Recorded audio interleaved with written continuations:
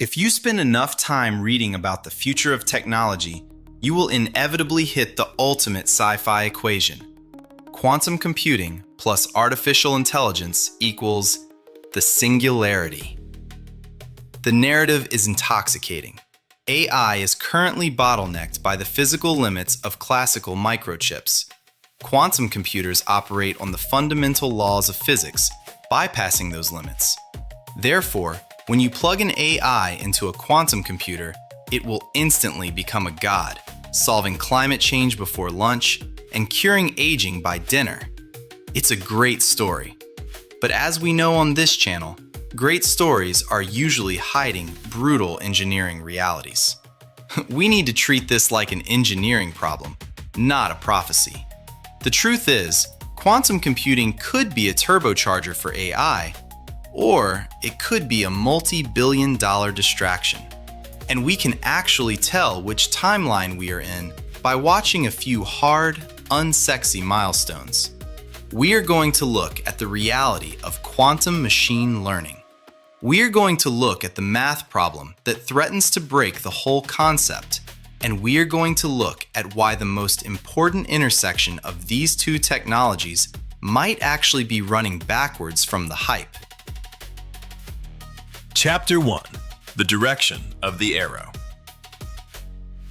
Let's start by defining the claim. The popular idea is that quantum makes AI explode. But to understand if that's true, we have to look at the arrow of progress. Right now, that arrow is pointing in the exact opposite direction of what the headlines suggest. The most immediate, practical intersection of these two fields isn't quantum helping AI think, it's AI helping quantum machines behave. Here is the dirty secret of quantum computing. The hardware is incredibly fragile. A physical qubit, the actual particle or circuit holding the quantum state, is easily disrupted by a stray photon, a change in temperature, or literally just the passage of a few microseconds. This is called noise. To do anything useful, you need logical qubits.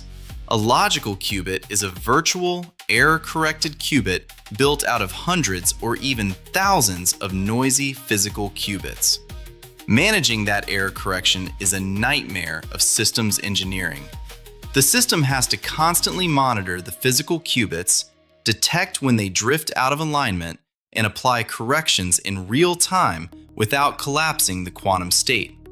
Humans are too slow, and classical algorithms are often too rigid to manage this at scale.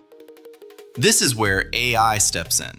Researchers are successfully using reinforcement learning, the same kind of AI that beats humans at Go and StarCraft, to actively manage quantum error correction. The AI learns the unique noise profile of a specific quantum chip and figures out the optimal way to stabilize it. If we ever get a functional, large-scale quantum computer, it will likely be because a classical AI was acting as its babysitter. But what about the other direction? What happens when the quantum computer is stable enough to run AI algorithms? This is the field of quantum machine learning, or QML. The theory is that quantum computers are exceptionally good at certain probabilistic models and linear algebra subroutines. They can handle high-dimensional data in ways that choke classical GPUs. The dream is that a quantum chip handles the impossibly complex math, and the classical AI handles the rest. But there is a monster hiding in the math that threatens to kill that dream. Chapter 2. The Monster Under the Bed. If you want to sound smart at a tech conference, don't talk about quantum supremacy. Talk about barren plateaus. To understand a barren plateau, you have to understand how a neural network learns. Think of training an AI like trying to find the lowest point in a massive, hilly landscape while blindfolded. You take a step, feel if the ground is sloping down, and keep walking in that direction until you hit the bottom of the valley. That slope is called the gradient. In classical AI, we have very good techniques for finding that slope. But in quantum machine learning, researchers discovered a fatal flaw as they tried to scale up. When you build a variational quantum circuit, which is the quantum equivalent of a neural network, and you make it large enough to do something useful, the mathematical landscape changes. It stops being hilly. It becomes completely flat.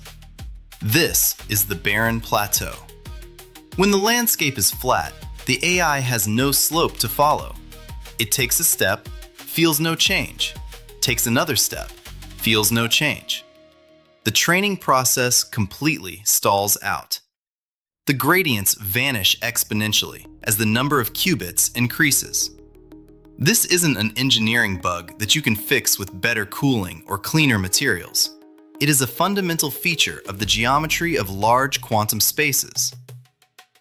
This is why so many quantum AI demos you see online are what I call toy scale. They work beautifully on 4 qubits or 8 qubits, where the landscape is still hilly. But when you try to scale them up to tackle a real-world problem, they hit the barren plateau and freeze. Until QML researchers find a reliable, reproducible way to navigate or avoid barren plateaus at scale, any claim that quantum will supercharge AI is just mathematical vaporware. It's a Ferrari with the parking brake welded shut. Chapter 3. The Classical Catch-up. Let's say they solve the barren plateau. Let's say they get the error correction working. We still have to deal with the phenomenon known as classical catch-up. The quantum industry loves to announce quantum advantage. This is the moment a quantum computer solves a problem that would take a classical supercomputer thousands of years. Google did it in 2019. IBM did it. But here is what happens next. A few months go by, and a team of classical software engineers looks at the problem. They realize they don't need a quantum computer, they just need a better algorithm. They optimize the classical math, run it on a standard supercomputer, and solve the exact same problem in an afternoon. The advantage vanishes. This is the reality filter for QML. Classical simulation keeps improving. Classical AI chips keep getting faster. For quantum AI to be real, it can't just beat a classical computer. It has to beat the best possible classical computer running the best possible algorithm on a task that actually matters. And it has to do it factoring in the massive cost and energy overhead of the quantum hardware. We call this useful quantum advantage. Right now, the most credible lane for useful advantage isn't generating text or painting pictures. It is simulating physics and chemistry. Quantum computers are natively good at simulating quantum mechanics.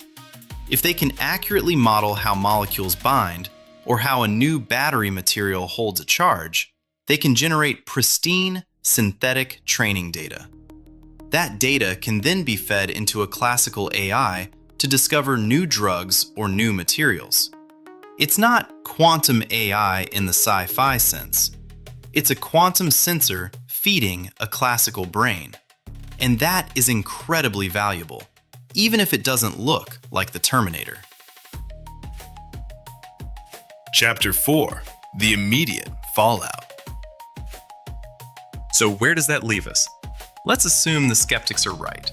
Let's assume quantum machine learning hits a wall and quantum computers remain a niche tool for chemists and physicists.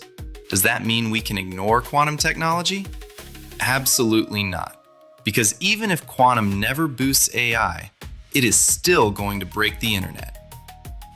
Almost all the encryption that secures your bank accounts, your private messages, and the global financial system relies on math problems that are incredibly hard for classical computers to solve, specifically factoring massive prime numbers.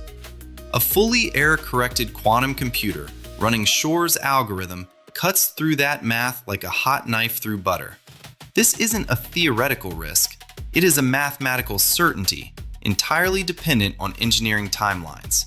If a nation-state or a rogue actor builds a powerful enough quantum computer, current cryptography is obsolete.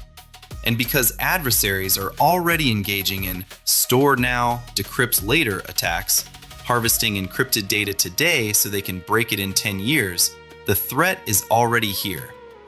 This is why NIST, the National Institute of Standards and Technology, just finalized the first set of post-quantum cryptography standards. This is the quietest, most urgent infrastructure migration in human history. Banks, tech giants, and governments are currently ripping out their old cryptographic foundations and replacing them with these new PQC standards, algorithms designed to resist quantum attacks. If you want a scoreboard for the next 5 years, here's what you watch. Ignore the headlines about quantum supremacy. Watch the logical qubits. Are labs producing stable, error-corrected qubits that survive for minutes instead of microseconds? Watch the QML claims. When a company claims an AI speedup, look at the baseline. Did they compare it to a modern GPU running an optimized algorithm? Or did they compare it to a laptop from 2018? And watch the PQC rollout. The speed at which institutions are migrating to quantum-resistant encryption tells you exactly how seriously the people with the highest clearance are taking this threat. Quantum computing might turbocharge AI. It might just be a fancy chemistry set. But it is going to force a fundamental rewrite of digital security either way. Subscribe to join the expedition